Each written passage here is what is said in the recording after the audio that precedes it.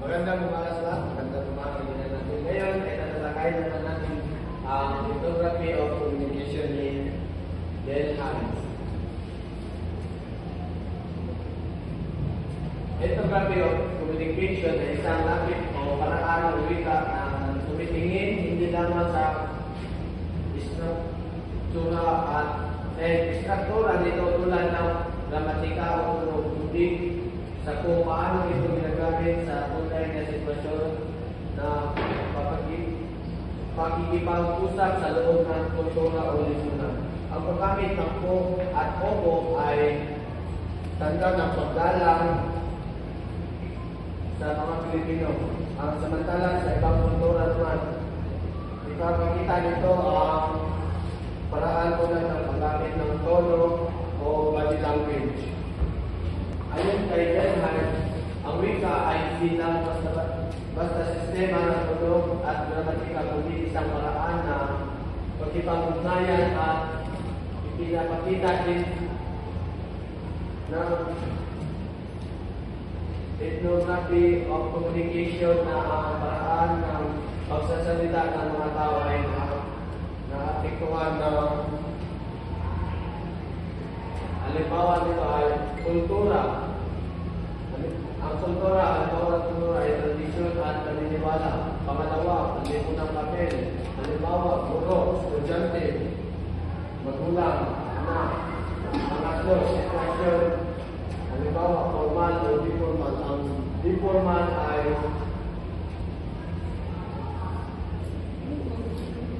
ang sitwasyon. Halimbawa, formal o di formal. Ang formal ay ginagamit sa trabaho, paaralan. Ang di formal naman ay ginagamit ito sa mga kaibigan. Ngayon naman ay tutungo tayo sa aspeto ng kanyang komunikatibo. Una, ang grammatical competence, kaalaman ng tamang paggamit ng balabila, bukabularyo, at struktura ng wika. Halimbawa nito ay alam mo kung kailan gagamit ng, ang, at si sa Pilipino.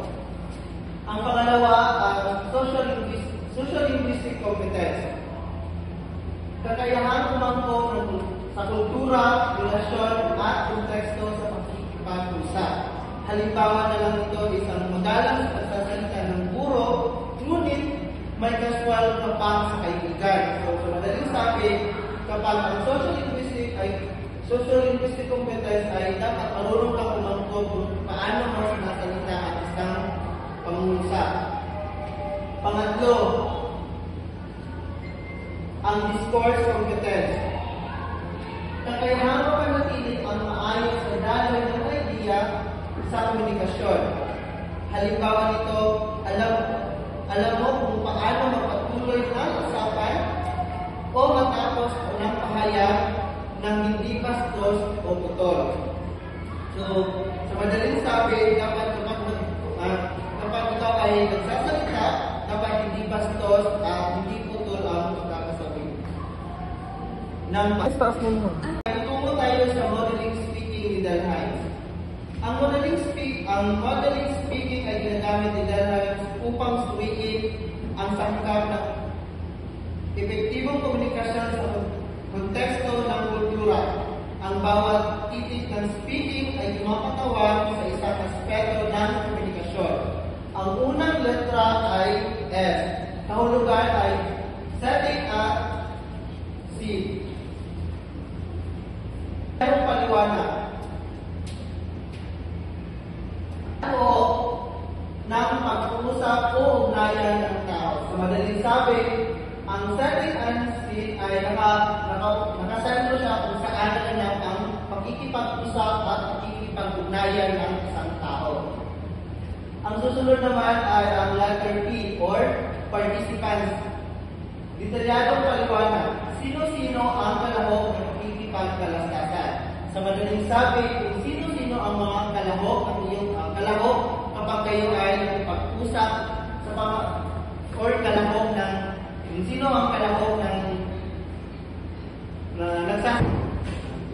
Ngayon is ang letter I or instrumentalities.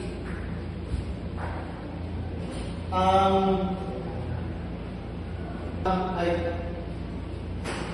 ano ang channel ang ginagamit, pasalita ba or pasulat? Sa madaling sabi, ang instrumentalities kung ano ang ginagamit ninyo sa pakikipag-usap ng iyong kasama, pasalita ba or pasulat? Letter F or norms.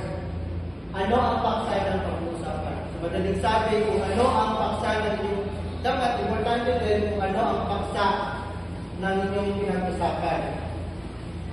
Letter J or gender.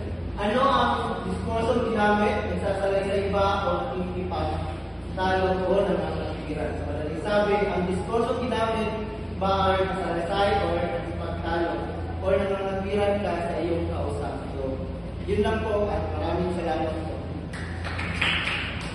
Cut po tayo.